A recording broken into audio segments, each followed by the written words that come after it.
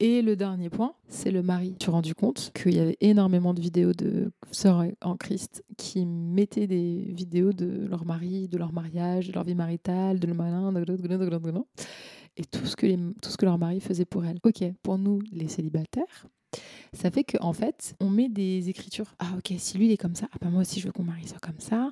Si son mari est comme ça, ah bah moi aussi je veux que mon mari soit comme ça. Bah non, parce que ton mari ne se ressemblera pas au mari de la sœur chrétienne sur TikTok et il ne ressemblera pas à la sœur chrétienne de son mari sur Instagram et ton mari ne ressemblera pas à une vidéo que tu as vue sur YouTube d'une sœur chrétienne qui a parlé de son mari parce que son mari a fait ça, etc. Non. Comment toi tu veux que ton mari soit? Comment Dieu va te révéler des choses de toi à l'intérieur et que ton mari va venir compléter. Ouais, non, la comparaison, c'est ouf. Hein. Moi, je vous dis ça parce que moi, c'est des pensées qui me traversent. Hein. Et moi, je vous ai dit, on parle, on échange. On ne va pas commencer à se cacher les choses ici, ça servira strictement à rien. Mais tout ça, c'est des pensées qui me traversent quand je vois, par exemple, une sœur chrétienne qui va parler de tout ce que son mari fait dans sa vie et qui va dire, voilà, mon mari fait ça, ça, ça, ça. Et ben moi, en fait, dans ma tête, je me dis, faut qu'il fasse pareil. Parce que si son mari chrétien fait que ça, mon mari chrétien doit faire ça. Mais c'est horrible. Parce que quand mon mari va arriver et qu'il va pas faire ça, et ben moi, je vais être frustrée.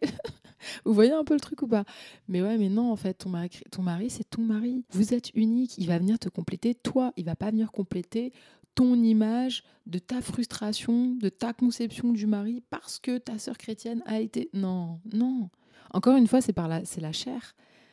Et ça peut créer des problèmes après dans ton couple, tu vois, parce que tu vas avoir des attentes, alors que Dieu ne... Mais non, c'est pas possible. La sœur chrétienne, là-bas, elle n'est pas du tout dans la même couleur que toi. On fait partie du corps de Christ. Si tu fais partie, je sais pas, de la main, et que la sœur fait partie, je sais pas moi, de la rotule, enfin, ça n'a aucun sens de demander le mari de la rotule alors que toi, tu es dans la main, enfin... Enfin, je sais pas si vous voyez un peu le concept, mais c'est un peu bizarre quand même.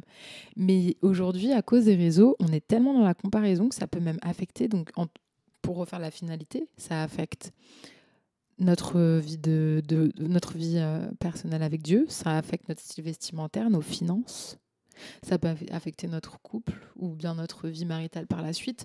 C'est pour ça, moi, je vous encourage vraiment, quand vous voyez les réseaux sociaux de nos sœurs en Christ ou nos frères en Christ, prenez du recul. Dites-vous que c'est les réseaux sociaux. Certains vont dire un peu, oui, voilà, ils vont partager des témoignages, mais les témoignages, c'est pareil, c'est pas pour vous, c'est pour glorifier Dieu. Vous allez vraiment rentrer dans un calme et dans une paix quand vous allez comprendre que tout ce que vous souhaitez avoir et tout ce que vous voulez, vous allez l'avoir dans votre relation avec Dieu.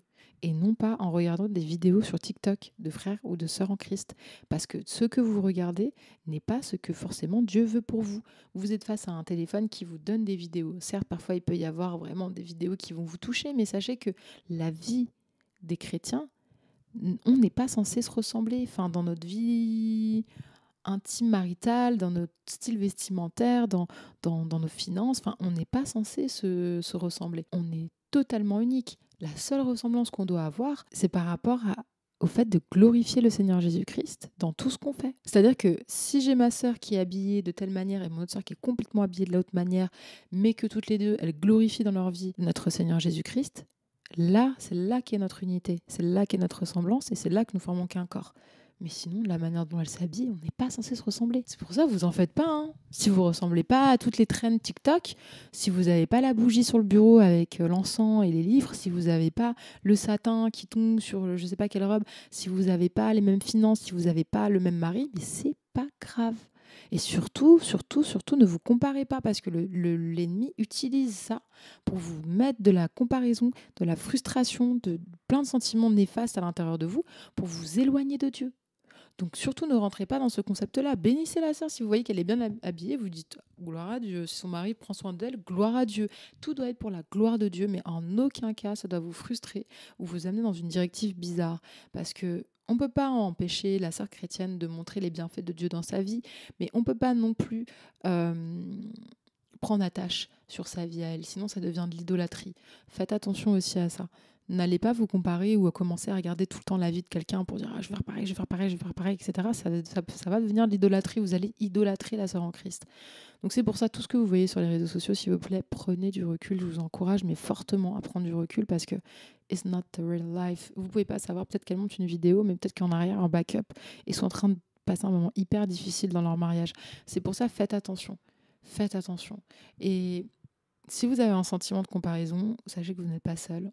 Ok, si j'en parle, c'est parce qu'il faut en parler, il faut démystifier ce sujet-là, parce que ça doit mettre des tout nouveaux convertis qui viennent de rentrer dans la foi dans des postures, mais vraiment inconfortables, sachant qu'on n'a pas tous les mêmes finances. D'accord. Donc faites attention, s'il vous plaît, quand vous partagez des contenus. Parce que moi, ça m'attriste pour les tout nouveaux convertis, parce que tout de suite, tu as l'impression qu'il faut avoir tout le package. Vous inquiétez pas, c'est pas ça du tout. Ce qu'il faut simplement, c'est avoir un cœur tourné vers le Seigneur. Et après, Dieu s'occupera du reste. Et donnez-lui tout ce que vous avez, c'est-à-dire en termes de ressentiment, en termes de... Voilà, il faut vraiment qu'il vous motive tous les jours à vous rapprocher de lui. N'allez pas dans les trends et dans les choses comme ça. En tout cas, je vous encourage parce que c'est vraiment un encouragement que je vous donne là. Et je vais clore ici 23 minutes de vidéo. Je vous remercie vraiment. Merci Seigneur d'avoir utilisé ma bouche pour parler aujourd'hui de ce sujet-là, qui est un sujet hyper important et je pense que j'en ferai une autre vidéo. Je prie vraiment que ma sœur ou mon frère en Christ soit touché s'il fait face à de la comparaison et s'il fait face à de l'idolâtrie ou même à un sentiment de petitesse comparé à d'autres sœurs et frères en Christ. Je prie vraiment qu'ils aient la révélation de ton amour unique que tu as pour nous dans notre cœur et qu'ils comprennent que la valeur n'est pas dans les choses terrestres qui disparaissent et qui ne sont que poussière, mais c'est dans les choses invisibles qui perdurent et qui durent éternellement. C'est là que réside toute notre richesse. Merci Père de révéler ça vraiment dans notre cœur. Et pour conclure cette prière, je vais donner un passage que j'avais justement 2 Corinthiens 4, 16. Voilà pourquoi ne perdons pas courage. Et même si notre être extérieur se détériore peu à peu, intérieurement nous sommes renouvelés de jour en jour.